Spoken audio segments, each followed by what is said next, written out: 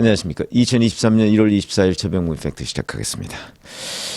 제가 엊그제 비명계의 필연적 움직임 이런 표현으로 유튜브를 해드린 적이 있습니다. 그건 무슨 얘기냐면 민주당에서 이재명 대표의 사법 리스크가 점점 고조되니까 가시화되니까 반 이재명 또는 비 이재명계의 움직임이 활발해지고 그중에 대표적인 것이 바로 이제 조금 있으면이죠. 다음 주네요. 일주일 뒤에 그 민주당의 길이라는 친문계 중심의 현역 의원들이 모임을 갖는다. 그 모임의 이름이 민주당의 길이다. 민주당의 길은 지금 민주당은 이재명 대표를 중심으로 이재명의 길을 가고 있는데 왜 민주당의 길이냐? 이거는 이재명과 다른 길 이런 걸 의미한다. 제가 말씀을 드린 적이 있었고요. 그다음에 또 친문 중심으로 사의제라는 포럼을 만들었고요. 그다음에 이미 있는 포럼이 있습니다. 민주주의 4.0 연구원이라고 하는 것이 있는데 여기가 명목은 중대선거구제 토론회 이런 거지만 하여튼 그동안에 유명무실하게 있다가 최근에 다시 세미나를 열고 모임을 갖는다. 그러면 그 안에서 무슨 얘기를 할까? 결국은 이재명 대표의 사법 리스크 그리고 내년 예정되어 있는 총선. 그러면 총선을 이재명 간판으로 치러야 될 것이냐 다른 간판으로 치러야 될 것이냐 하는 문제들을 자연스럽게 논의할 수밖에 없을 것이다. 그래서 제가 필연적이라는 제목을 달았습니다. 그래서 비명계들이 그렇게 움직이고 있으니까 이재명 대표 가만히 있을 수 없겠죠. 이재명 대표 쪽에서도 그에 대한 일종의 반격 이래서 전운이 고조되고 있는 이런 현상입니다. 자, 잘 아시다시피 지역 민생 투어라는 이름으로 이재명 대표가 전국을 순회하고 있죠. 그건 아직도 끝나지 않았습니다. 거기 갈 때마다 당원 여러분이 한 명 한 명씩이 언론이 돼달라, 도와달라 이런 얘기들을 하고 있습니다. 그건 무슨 얘기냐면 사실 기성 언론 매체들 유튜브 제외하고 언론 매체들은 이재명 대표의 사법 리스크에 대해서 객관적이고 팩트 중심으로 얘기를 할 수밖에 없습니다. 아니 검찰이라는 데가 다 조사를 해서 그 조사의 결과로서 언론이 이제 보도를 하고 있는 거거든요. 그러니까 그냥 조사하지 않고 일반적으로 진영 논리에 따라서 이재명 대표를 옹호하거나 또는 이재명 대표를 비판하거나 이런 거하고는 차원이 다르다는 얘기죠. 그렇기 때문에 이재명 대표는 기성 언론은 본인한테 적대적이라고 느낄 수밖에 없을 겁니다. 왜 그러냐? 검찰이 조사한 거를 취재해서 보도하는 경우가 많죠. 물론 검찰 조사라고 해서 그게 절대적이지는 않습니다. 법원에 가야 최종 확정되는 거지만 일단 다른 사람은 조사를 한 결과가 아니고 그래도 검찰은 그 수많은 전문가들이 이재명 대표 주변을 다 샅샅이 조사를 해서 내린 결론이기 때문에 그 가능성, 사실일 가능성이 대단히 높죠. 실제 그것이 법원에 가서 유죄로 확정되는 비율도 굉장히 높고요. 더군다나 지금 윤석열 대통령이 검찰의 경우에는 아시다시피 제1야당 그것도 국회 다수당의 대표를 수사하는데 이게 섣불리 법원에 가서 무죄로 나올 가능성? 그냥 아니면 말고식으로 기소를 한다? 생각할 수 없는 일입니다. 왜? 만약 그랬다가는 내년 1년 한 2개월, 3개월 정도 이제 총선이 남았는데 그 전에 어떤 것이든 1심 결론이 나올 가능성이 매우 높습니다. 단 하나라도 만약에 무죄가 나왔다 그럴 경우 내년 총선 제대로 치를 수 있을까요? 바로 정치보복이라는 이재명 대표 측의 논리가 확 먹힐 텐데 국민들한테. 그렇기 때문에 그만큼 지금 검찰은 다른 어느 때보다도 이재명 대표에 대한 수사를 정밀하게 들여다보고 있을 것이다. 이렇게 판단을 하는 것이 합리적입니다. 그런데 어찌됐든 간에 당내에 비명계들의 이런 움직임이 활발해지니까 이재명 대표도 가만히 안 있습니다. 바로 지역 민생 투어 거기에다가 내일이네요. 연휴가 끝나자마자 철험의 멤버들과 오찬을 한다고 합니다. 철험에 잘 아시다시피 강경파 모임이죠. 뭐 최강욱, 뭐 윤영덕, 황운하, 장경태, 김남국, 김의겸 뭐 이런 사람들이 쭉 김용민 뭐 이런 사람들이 여기에 주요 멤버고요. 강성, 당내의 초강성, 바로 검수완박, 검찰 수사권 완전 박탈을 밀어붙였던 당내 초강경 세력입니다. 이 초강경 세력은 지금까지 친명계로 분류가 돼 있었습니다. 바로 여기에 뭐 김남국, 뭐 장경태, 뭐 이런 사람들이 김의겸이 다 친명계 아닙니까? 이 사람들과 오찬을 갖는다. 무슨 의미를 가질까요? 내 식구를 챙기겠다. 그리고 무슨 얘기냐면 비명계 중심의 여러 움직임이 활발해지니까 그거에 대한 대항마를 확실하게 해두겠다. 뭐 이런 거 아니겠습니까? 그런 의미로 보면 되고요. 자, 그런데 그런 이재명 대표의 기대에 부응하는지는 모르겠는데 김용민 의원, 뭐 처음에 대표적인 강경파죠. SNS에 이런 글을 올렸습니다. 민주당 내부 기득권을 넘지 못하면 사회 기득권과 싸울 수 없다. 당원 중심의 민주당 개혁운동을 시작하자. 이렇게 주장을 하고 있습니다. 여기에 있는 민주당 내의 기득권 뭘까요? 친문이라고 보는 것이 맞는 거죠. 왜냐하면 지금까지 문재인 대통령 하에 친문이 민주당 내에 주류였으니까 이게 이재명계로 바뀐 거 아닙니까? 문재인 대통령 퇴임과 함께 이재명계로 바뀐 건데, 자, 그러다 보니까 철험회 같은 사람들의 시각으로 볼 때는 민주당 내의 기득권은 친문입니다. 그러니까 이 친문과 싸우자는 거죠, 지금 김용민 의원이.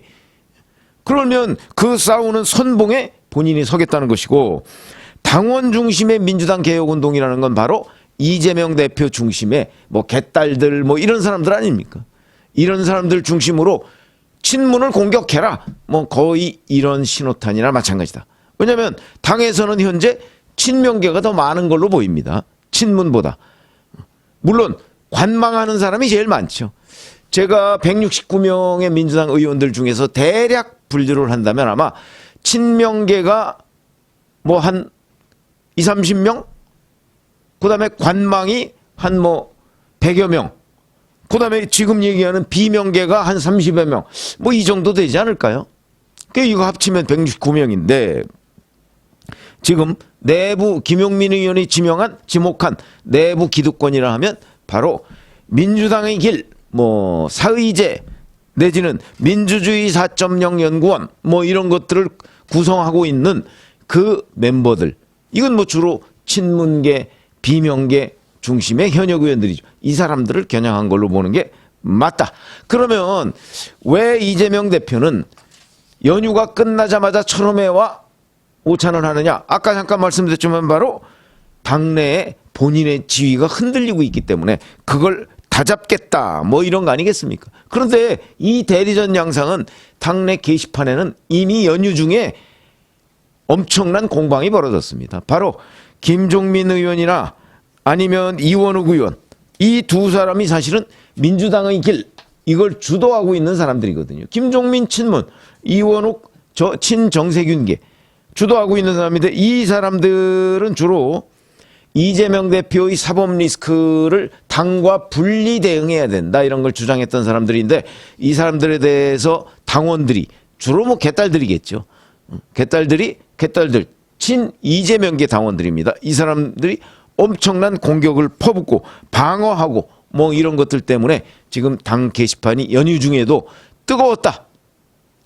앞으로도 뜨거울 것이다. 이렇게 말씀을 드릴 수가 있고, 그럼 이런 것들을 판가름하는 것, 저는 뭐 총선 전에 공천 국면에 갔을 때 이제 많은 그 민주당의 총선 출마자들이 과연 이재명 간판으로 총선을 치를 수 있겠는가, 이런 부분 때문에 이제 이재명 대표가 가장 큰 위기를 맞을 것이다 이런 말씀을 드린 적이 있는데, 그러려면 연말 정도가 돼야 됩니다. 그런데 그 전에도 이재명 대표에 대한 사법적 리스크가 정말 객관적인 팩트로 딱 드러나면 또 위기를 맞을 수가 있죠. 그래서 국민 여론이라는 게 굉장히 중요한데, 가장 최근의 국민 여론조사, 그 뭐 TV조선이 했더군요. 거기에 보니까 19일, 20일 연휴 직전에 했습니다. 직전에 K스탯 리서치라는 데에 의뢰를 해서 면접 조사를 했습니다. ARS보다는 조금 더 신뢰도가 높다는 면접 조사를 했더니, 자, 이재명 대표에 대한 수사를 물어봤습니다. 여러 의혹을 밝히기 위한 정당한 수사다. 57.1%. 정치 보복 목적의 정당하지 못한 수사다. 36.3%. 그 다음에 이재명 대표가 당 대표직을 유지해야 하느냐. 58.1%. 사퇴해야 한다. 36.7%. 그 다음에 만약에 이재명 대표에 대한 국회 체포동의안이 법원에서 국회로 왔을 때 가결시켜야 하느냐 49%, 부결시켜야 하느냐 36.8%. 자, 이런 점들을 보면 이게 얼마 전까지 이런 유사한 조사에서 큰 차이가 없습니다. 그러면 성남FC 제가 똑 떨어지는 제3자 뇌물죄다 이렇게 말씀을 드린 적이 있는데, 그 똑 떨어지는 제3자 뇌물죄가 지금 드러나 있고 이재명 대표가 수사를 받았는데도 국민 여론은 크게 움직이지 않았다. 이건 바로 뭘 의미하느냐? 제3자 뇌물죄에 대한 정확한 개념이 일반 국민들은 없다는 것을 의미한다고 저는 봅니다. 그러니까 일반 국민들은 뇌물 그러면 아니 이재명 대표가 뭐 돈 받은 거 있어요? 이렇게 묻는 거죠. 제3자 뇌물죄는요, 이재명 대표가 돈을 받으면 그냥 뇌물죄죠. 제3자 뇌물죄는 이재명 대표는 돈을 받은 게 없는 겁니다. 다만 이재명 대표와 관련이 있는 쪽이 뇌물을 받도록 해줬다는 거거든요. 성남FC 구단주가 이재명 성남시장 아닙니까? 자기가 인허가권을 뭐 광고비라는 허울로 팔아먹은 거죠. 그리고서 돈이 이쪽으로 가게 한 것. 이게 제3자 뇌물죄입니다. 그러니까 그런 개념이 일반 시청자, 일반 국민들은 정확하지 않다. 그러니까 성남FC 같은 똑 떨어지는 제3자 뇌물죄를 보고서도 이재명 대표에 대한 수사가 당대표직을 유지해야 된다가 58.1%씩 되는 겁니다. 그런 거고요. 그렇기 때문에 아마도 대장동 의혹과 관련해서 보다 더 명확한 팩트가 드러나면 이런 것들이 좀 달라지겠죠. 근데 현재 대장동 의혹에 관해서도 아마 배임죄로 기소를 할 가능성이 대단히 높습니다. 그럼 배임죄라는 거는 다툼의 소지가 굉장히 많은 범죄거든요. 그렇게 본다면 일반 국민 여론도 만약에 대장동 배임죄로만 기소가 된다면 김만배 씨가 계속 입을 안 열어서 그렇다면 이것도 여론을 확 흔들어 놓기에는 한계가 있다고 봅니다. 법률적인 게 아니고 정치적으로.